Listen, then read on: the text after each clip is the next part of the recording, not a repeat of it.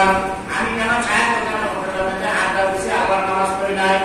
ওই দিন বলবে আল্লাহ আমার কোনো কথা না, আল্লাহ আমাদেরকে জানাই দিচ্ছেন আমরা বলবো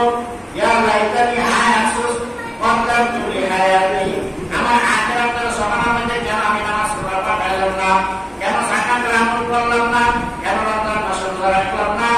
ইয়াকুলু ইয়া লাইতানি কাদ্দামতু লিহায়াতি ফায়াউমা ইল্লাহি ওয়া আযিবু আযাবাহু।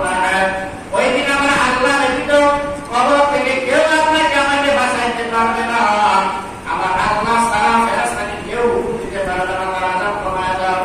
ওই দিন আফসোস করবো, আমার চোখে পানি পড়তে পড়তে রক্ত বাইর হবে, প্রাণ শেষ হয়ে যাবে, কিন্তু আমার আফসোস শেষ হবে না।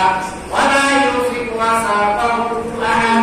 আল্লাহ বলে, হে বান্দা, দুনিয়া জমিনে থেকে বসিলাম 5 ওয়াক্ত নামাজ পড়তে রোজা রাখবি, কেন তুই নামাজ পড়তে পারছ না, রোজা রাখিস নাই?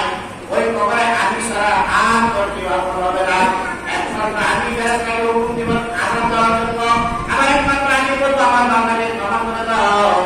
তখন কেন আমাকে না মাইনা যদি আমার দুনিয়াতে চলো, আমি কিন্তু ফেরেশতাকে হুকুম দিব না আযাব থেকে বাঁচার জন্য। আল্লাহ বলেন, ওয়া ইউসিকু আসাকাহু আহাদ ইয়া আইয়াতুহান নাফসুল মুতমাইন্না। যে সমস্ত নফসগুলি আল্লাহর নামাজ রোজা দেন, যাকাত দেন, সব আল্লাহর হুকুম মানে, ইয়া আইয়াতুহান নাফসুল মুতমাইন্না।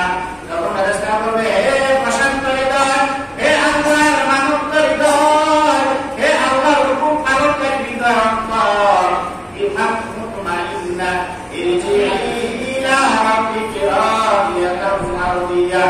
আল্লাহ সন্তুষ্ট নিয়ে তুমি তোমার অন্তরটা বের হয়ে যাও, তোমাকে শাস্তি দেওয়া হবে না, তোমাকে প্রশস্ত করে দেওয়া। আল্লাহ বলেছে, ইরজিই ইলা রাব্বিকি রাদিয়াতান মারদিয়া। দেখেন, যারা গুনাহগার তাদেরকে এক প্রশ্ন করা হবে, যারা নেককার তাদেরকে বলবো প্রশান্ত হৃদয়, আরামদায়ক হৃদয়, তুমি বের হয়ে আসো, তোমাকে শাস্তি দেওয়া হবে না। তাদুকুনি ফি ইবাদি, তুমি সবসময় আল্লাহর ইবাদত করছো, ইবাদতের মধ্যে বদ্ধ হয়ে যাও। তাদুকুনি জান্নাতি, তোমার হৃদয়টা বাইর হও, বাইর হয়ে যদি তোমার হৃদয়টা জান্নাতে যেতে দেই না। সুবহানাল্লাহ। এটা কার কথা?